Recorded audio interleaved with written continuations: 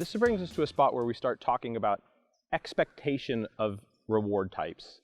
And so in dog training, one of the things that's very important is that we build an expectation of a certain type of reward, because the dog's past experience with the behavior and rewards is what drives its future performance.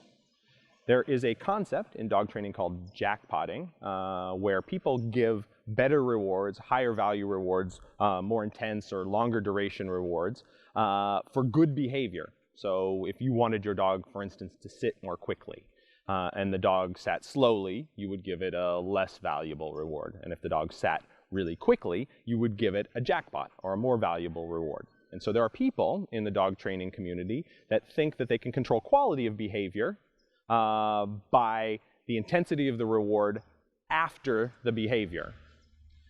In truth, I think what happens is the dog's past experience with the behavior and reward is what drives their future performance. So if I were to jackpot my dog, it has nothing to do with how quickly the dog just did the behavior before that, but it creates an expectation for a higher value reward next time, potentially.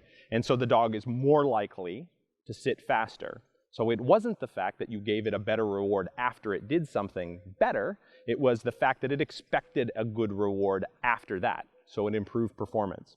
So what we want to do is set up an expectation for a certain value of reward. And so people have a tendency to come out and sometimes train with food and sometimes train with toys. If I'm trying to increase the amount of time between rewards or reward events and increase the intensity of the dog's performance, then it's important that I build up an expectation for a more intense, more high value, longer duration type of reward.